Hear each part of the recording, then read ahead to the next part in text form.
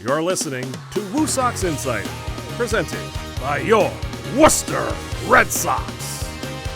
Hello, everybody, and welcome back to another episode of the WooSox Insider podcast. Joining me, as always, is Dylan McCaffrey, and today we have our producer, Dave Leonardi. We might even have a special guest appearance from Cooper Boardman if he's not late, but we're recording this on Saturday, April 30th. We just had the Pi K in the ballpark and around downtown Worcester, and it was electric.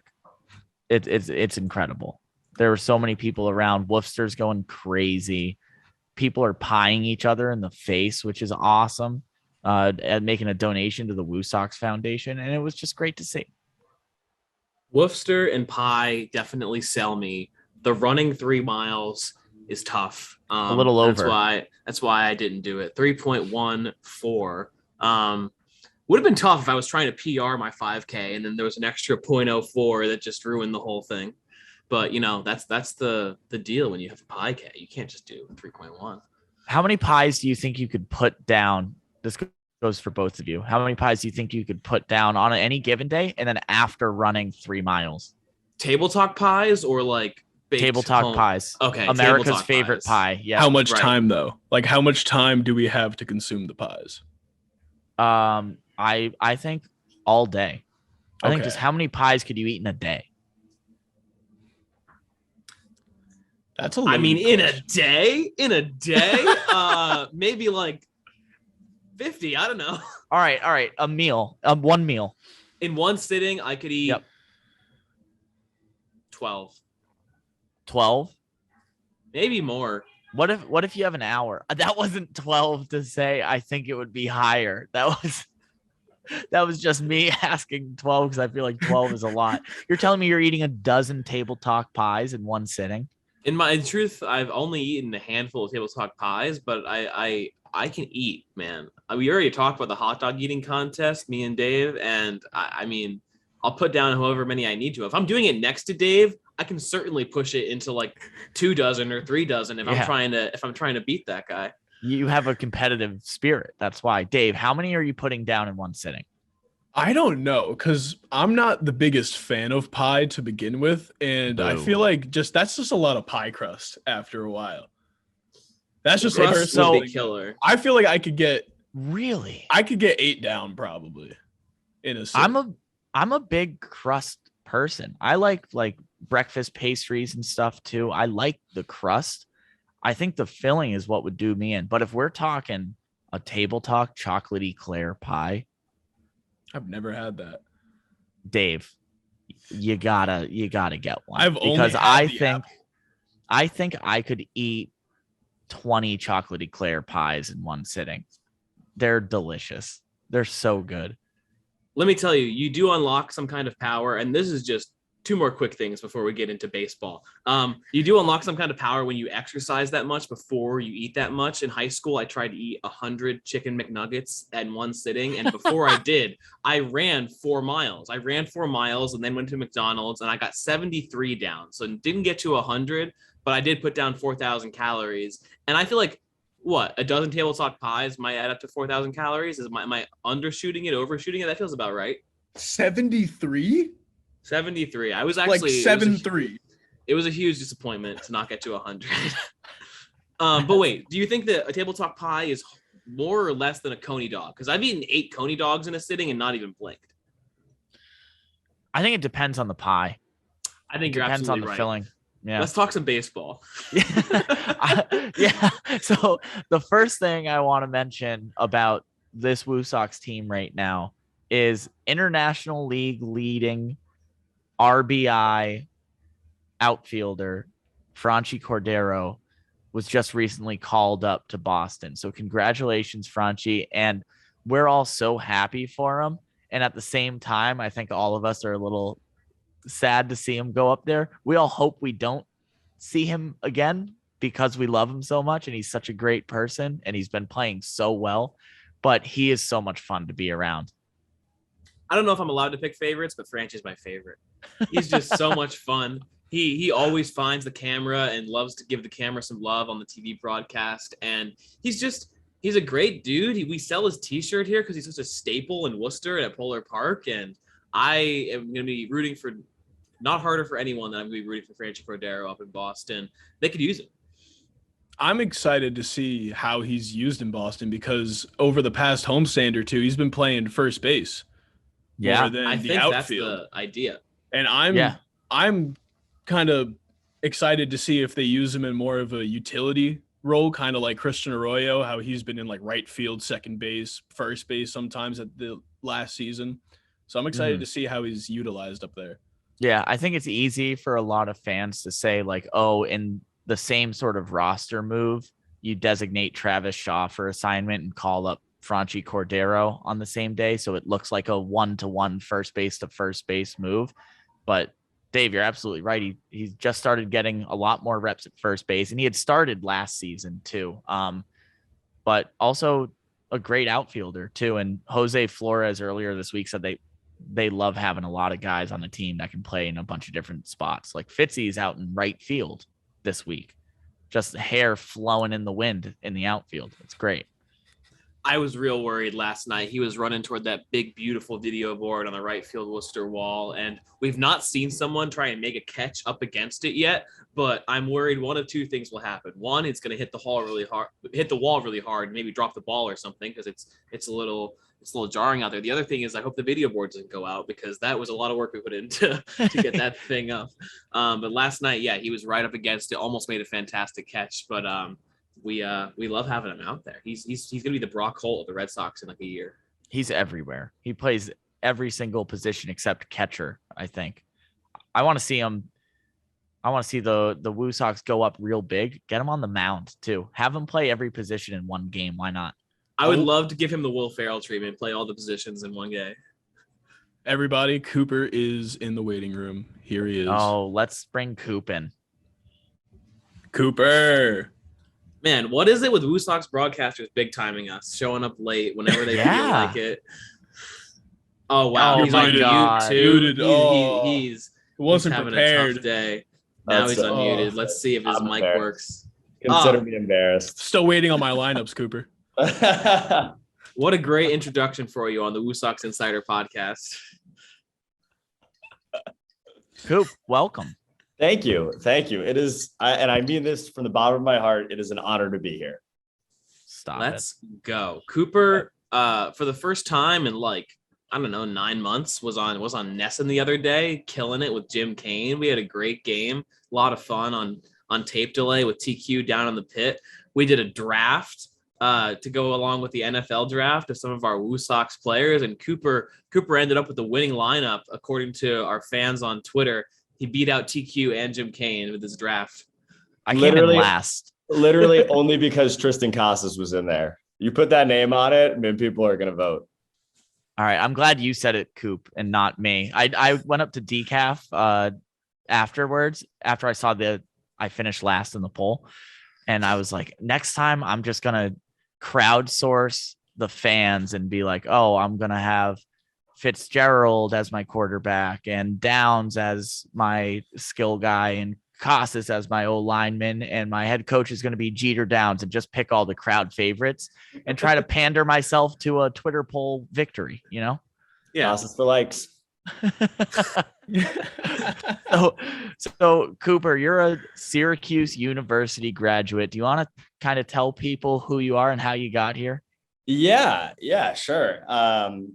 So from Connecticut originally, so very much familiar with Mass and everything like that. Went to Syracuse, graduated last year, and I was sitting here in like February, not here in Syracuse, and I really had no idea what was going to happen to me after I graduated. And then the WooSox began to exist, and that was very exciting for me. And basically, I want to say last week of April or mid-April, I got in my car in Syracuse, New York, and I got on the highway and I drove to Worcester, having never been here before. And I moved here, and now I sit here in my beautiful Worcester apartment with one thing on the wall. And that's kind of the story of the last, I would say, year plus for me. So Coop, you lived there for a year. You have one thing on the wall. No, I got one thing over there too. So I got two Okay. things on the wall. Two things. Cool. Yeah. Nice. So Coop, you said you're from Connecticut. Decaf also from Connecticut. Fans around here know Connecticut is split two ways. There's Sox fans up in the Northeast and a lot of Yankees fans down in the south or western part of Connecticut. Decaf, obviously, big Sox fan. Where does your affinity lie? Well, you can't control where you grow up. And so, I'm in that, I'm about as close to New York as it gets. So Say it. I need to keep getting airtime for Cooper on NESN. I don't know if he needs to say this out loud. You know how backwards he is? When we were at Fenway, he wore a WooSox jacket to a Red Sox Twins game and proceeded to root for Twins players at the park the entire time that used to be on the Yankees. It's just Gary Sanchez hasn't had anything good happen to him in a couple of years. So someone had to be there for him. You're such a stand-up guy.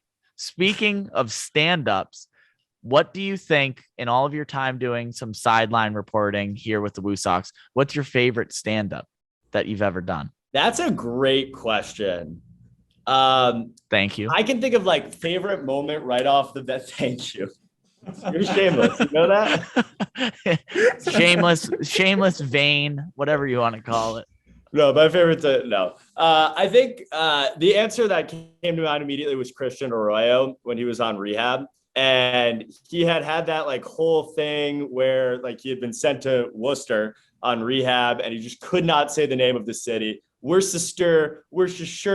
He said it 3 times. None of them were close. It was really bad. And so it was the end of the week, and he had gotten a couple of singles. So we after the game, we bring him down, and I'm like, dude, do you know how to pronounce Worcester yet? And he had no idea. And so I proceeded to teach him how to say Worcester on the air. Do I know if he knows how to say Worcester now? No clue, but in the moment he did. So I think that was my favorite, spelling class with Cooper. My favorite hit with Cooper is when he got to interview a couple fans who decided to get married on the field before a game. Cooper's great because you can tell him just in the moment, you're going to interview this dog or this couple or whatever you want. Okay, yeah, no, whatever. It's only because I like to hear myself talk. What a great job you have. I'll tell you my favorite Cooper stand-ups are all of the post-game interviews with Franchi Cordero, who was just called up. We talked about it before you joined us, but I'll let you tell it, Coop, how those go and how he ends every interview. So, Franchi, basically, the first thing about him is if you don't know him or what, he is the happiest man on the face of the earth. He's always smiling. 0 for 4, 5 for 5. Does not matter. Same guy every single moment. It's awesome. And so for him, he is basically, if he's on camera, he is looking for every opportunity to make a joke or mess with you or whatever it is. He's the dude when you're doing the interview with somebody else that's throwing double bubble at your head. That's what this is. Or when I'm standing, we stand in this little pit when we're doing our reports next to the dugout, and I'll be doing the hit and I'll just hear out of the corner of my out of my ear and I know it's fun. That's what it is.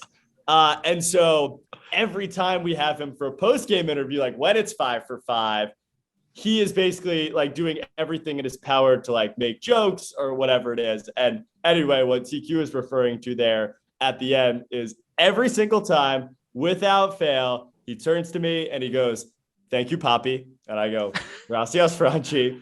And that's how it's beautiful. It's been a beautiful friendship blossoming between us, really. I'm sad to see him go. I mean, it's good for him, but I'm proud that Franchi is able to stay so positive when after a long game, you're in the park all day, it's cold, you just fought through it all and you get through the high five line. And the only thing standing between you and the shower before you can go home is the smiling face of Cooper Boardman. I am the last thing you want to see.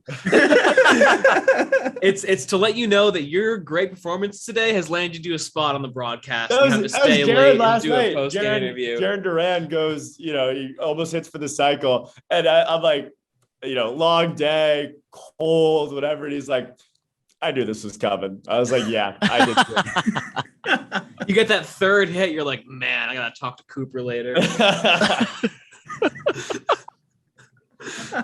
It is a real issue. I was down there on Wednesday in game 1 of the doubleheader. We had a come from behind 4-2 win. Kristen Stewart hit a 2-run bomb in the bottom of the 6th to put the team on top. Jeter Downs had a great day, and they're going in the high five line. I jumped down in the dugout. I start walking over there, and those two guys were like in the front of the high five line, and it was like eyes down and just bolted to the clubhouse. And I was like, yeah, I get it. You have another one in like 30 minutes you're about to play. Like you want to warm up and just chill out. I'm shameless. I'll grab you. Like if you're not looking at me, you're getting a tap on the shoulder. But I'm about to ruin your day. Absolutely. That's so great. So at Syracuse is sort of like sideline reporting and broadcasting what you focus on? Did you get a lot of experience in both, or were you mostly just focused on one or the other? Yeah, I mean, it's broadcast and digital journalism, whatever that means. And so it's basically like, it's a little bit of everything. I would say at school, I did a lot more play-by-play than anything that I really do here. And that was kind of a big adjustment. Like that was the coolest part about, especially last year, was getting a chance to like, you're around the team on a consistent basis. And you're now this year, like in the locker room and having those conversations off the air. And so like all of that kind of fuels the ability to like, you know, doing the reports that you see on TV, but also just like the social media side of it and things like that. And I think, you know, that's been the coolest part of it, is like absolutely getting to do something that I've really not done very much before and getting to do it on a consistent basis. And it's like, first time I did it, like I kind of sucked at it. I don't know if I can say that, but I did, like, you know, but you get better and better as you go along. And like, that's kind of that's the good thing about the long season, honestly, is that you just get a chance to like do it a lot. It's true. 75 of them. That's all we have to do. Yeah, decaf knows it's a long season. We send you on the road. What, once in a blue moon, you get to go on a road trip and just get no days off. Yeah, blue moon hits. That's when I go.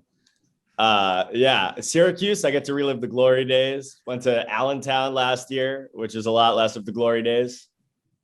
Whenever you go up to the wherever you go next, and you know we need some reinforcements on the road. You know, we have a lot better record at home than we do on the road. I think we send Dave with the Smiley suit, and he can bring back Super Smiley, Mega Smiley, and we can get Smiley to inspire this team with Cooper Boardman on the call when they're in Syracuse or when they're in Buffalo again. That is too much legs. There's too much legs for that. We sent Smiley to the weight room this offseason, and he came out looking like Dave. Wow. Yeah. It was right impressive. there. It was really impressive. So I was just wearing tights basically at that point. That's a heck of a visual, Dave. I have photos. Don't worry. I can text them to you. His phone background. So I think we have one of the best broadcast crews, just overall, top to bottom, a deep lineup in all of sports, to be honest. And obviously CQ I'm biased. patting himself on the back. No, myself excluded. I think with Coop, Tyler, and Jim, who we talked to last week, Jay Burnham and Mike Antonellis, who we'll want to have on soon. I think everyone's a lot of fun. Everyone's really detail oriented and focused. And Coop, what do you have to say about those guys before I ask you a very important question? Oh boy, I'm excited for that. No, I think it's stupid. Like it's an insane place to be able to come to work every day. Truly, like it's you just like I have a lot of friends who work in minor league baseball, and a lot of people that I graduated from school with and whatever. And like the experience that is here is like there's nobody in the world that's having that. Not at the minor league level. And it's a major league production, it's major league people, and it feels that way every time you walk in. And Josh Mauer is one of the voices of the Milwaukee Brewers. And like there wasn't any doubt in our minds that like that would be true for him at some point. And now that he's there, like there was no doubt, like it's just it fits perfectly, like as it should be. And like, as I said, I got in my car last year. I drove here. I had never been to Worcester before. I had no idea what was going on. I had no idea what was going to happen to me. And between Josh, Jay Burnham, Mike Antonellis is kind of like I'm gonna get killed for this, but is like kind of like the elder statesman of the group, right? Like they're the ones like they have, you're talking about like 20 plus years of minor league experience, of baseball experience, of professional experience. Like they know what's going on, like what to do and what's going on in every moment. So like being able to follow their lead. And then, you're talking about Jim Kane and now Tyler Murray, who, kind of like the younger, like still very much experienced, still great at what they do. And so like they, between the two of them and then the three that I talked about before, like the environment that's created, like A, to do a great job, B, to enjoy yourself on a daily basis, and then C, just to like a chance to learn from everyone, no matter how old they are, or just like what they do, how they go about their prep, how they go about talking to people. It's crazy. Like it's an invaluable experience for me. And I think when you sit down and you watch that broadcast, I dare you to turn on any other minor league broadcast and say it's better. You can't, like, you just can't do it. And it's insane. It's like an insane thing to be a part of. Yeah. So my important question for you is those five guys, Josh Mauer, Jim Kane, Tyler Murray, Jay Burnham, and Mike Antonellis. I know you're a very young kid, as are all of us. But if you had a child yourself, rank in order who you would trust the most to babysit. All right. Wow. Someone's going to get cooked here. All right. Let's think this through logically. I thought you were going to say like, if they were in a cage match, who would win? Nope. Who are you letting watch your kid? If they're in a cage match, it's Mike Antonellis, no question. Yeah, that's on. He's feisty as heck. Okay. Number one. Little Cooper Jr. Yeah, Lil Cooper Jr. Little baby Boop. I don't know if I would call him. I don't know if I would put him through that. Cooper Jr. Cooper the second. All right.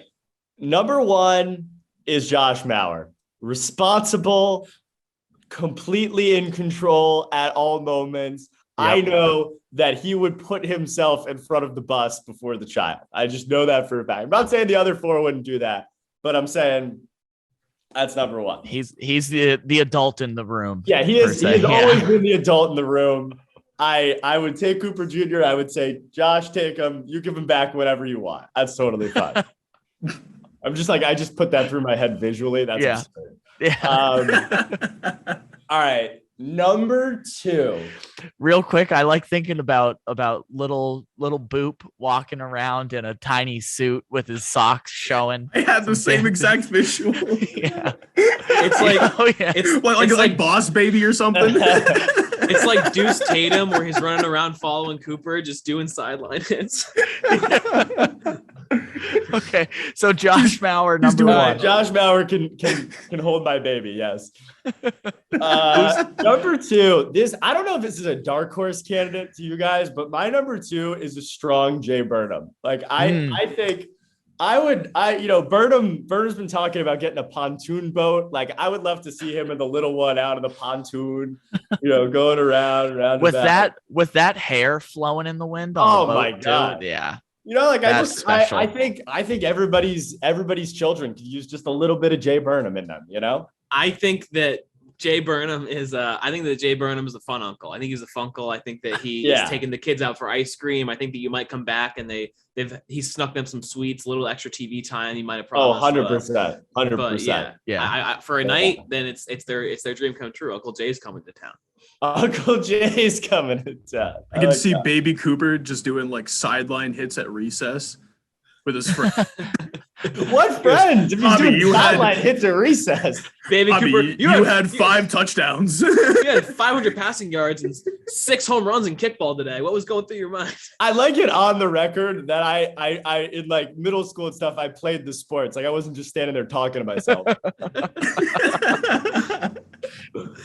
Not well, but all right. So what I got Josh 1, Burnham 2. Yep. So what we got? Jim, Antonellis, Tyler and Murray. Tyler. Yep. Whew. Problem is like someone's gonna get their feelings hurt. Here. I'm gonna go. I would take Jim Kane in the 3 spot. I would let Jim Kane. I mean, That man knows what he's doing. Like if I put my baby in he's the same thing as Josh, right? Like I put my baby in his arms, like I know I'm getting that baby back in one piece. He always has a plan. Yeah. He's a man with a plan. He's a man with a plan, in control, knows what he's doing. The baby is in safe arms with him. Absolutely. All right. Who is about to get roasted? Is it Antonellis or is it Tyler? All right. I'm just going to talk this out. I don't have an answer yet. Okay. All right. So Antonellis, he's got a lot of wisdom to impart. That's the thing about Antonellis. I feel like Antonellis is the more likely one to like take your baby on a roller coaster or something. Yeah, but like I'm cool with that. Like I trust him. Like he's not going to take they got high requirements. I know he's a big MLB The Show guy too. Right. So he might just sit down, play some video games with the kid, and then you come over to pick him up again. You're like, hey, I'm all done with all of the sideline hits I had to go do. I'm back to pick up my kid. And I could see Mike just being like, oh, I didn't even realize what time it was. We've been playing all day. That's a Cooper. I can tell you, I can help you out a little bit. Tyler, the other day, a little bit of a klutz. I saw him spill his coffee in here. That is true. Making a mess sometimes. Can't be having him drop the baby. No. But like Tyler's another one, like fun guy. Like he's enjoyable. How many fun uncles can you have? Yeah. If you're the dad. But like Tyler's such a good soul. Like he's just so nice. Like I want that. Oh man. I will say this, and I love Tyler to death, and we talked about this last week. I love this. He doesn't even know this is happening. Like he's just getting not roasted. yet. He's gonna find out on Monday when he listens on the road trip. He does ask people to get him coffee when he comes into Polar Park. So how could he take care of baby Cooper if he can't even get himself coffee? Someone brought him the coffee and then he spilled it everywhere. That is true. That is true. This poor guy, like someone brought him a coffee unsolicited and now he's just getting killed. Now we just won't drop it. We just won't drop it. Then in this case, I'm going Antonellis 4 and Tyler 5. Only because I want Antonellis to be playing the show with my baby. And you know what? Tyler's the new guy at this stage, so I guess we're hazing him. So we'll check back in at the end of the year. We'll circle back. Tyler, I'm so sorry. Tyler, we love you. We all do. Oh man. All right. Hey, being dropped as a baby isn't that bad. It builds character. Yeah, Dave? Dave turned out fine. Exactly. See? Dave in tights, Dave got drops. That's what we learned today. Oh man. Jack of all trades. I think that's all the time we have for today. Coop, thank you so much for joining us last minute. We pulled this together last night after fireworks. Yeah. Coop and I hung around the DCU club and had a beer, and I just said, hey, you want to come on? And he was like, all right, yeah, sure. Yeah. So thanks for coming on, Coop. And talk about babysitting kids and yeah. Look, I'll come on anytime and talk about all my future children anytime you guys want. What kind of suit, though? What kind of suit would you give Cooper Last Jr.? question. That's a great question. So I just got a burgundy one that I think would be very good. It's not toddler size. It's actually kind of close. But I would say burgundy. That's a good child color. Elbow patches or no? No, I've actually been talking about that lately. I've been thinking about it. I don't know if this is the moment that I decided I'm going to do it, but I think it would be cool. I think so too. Like a brown elbow patch on a burgundy like a good, like the old professor look. Right. I could see Cooper Jr. in one of those like composer suits that has like the long back to it, you know? He's just totting around. just dazzling everybody out on the reset. I want to see him in the vest. That's what I got. The suit that I wore the other night comes with a vest, but I'm waiting for a special day to break it out. So does it come with a monocle? It does not come with a monocle, but if you could provide me with a monocle, that would be the special occasion that I need to wear. Monocle, top hat, suit, ready for a NESN hit. This is it was a big miss last night. It was a big miss. We had 80s fireworks night. We should have had you wear in like the 80s fit. We gotta get in tune with these theme nights. Yeah. That's fair. Coop, what's our next theme night? I don't know, but I can tell you that we have a 4th of July coming up eventually. We got to put you in the Uncle Sam hat for a sideline hit. The walk-off great. hat. We give the people what they don't want. That's for sure. All right. We have to go to our day of game meeting soon. Yeah. But if you guys want to watch Cooper, check us out on NESN Plus, or MILB TV. If you want to see him in person, and maybe now that Franchi's gone, you can start heckling him as he's doing a sideline hit here. I At will Polar Park. wave to you. I promise. Yeah. So you can buy tickets at the Polar Park ticket office at WooSox.com, or by calling the ticket office at 508-500-8888. That number again, 508-500-8888. But thanks, Coop, for joining us. Watch We'll see Cooper on you. NESN and NESN Plus every night. Shout out Sarah. Shout out Julia. Biggest fans. Go WooSox. Go WooSox. WooSox. Go WooSox.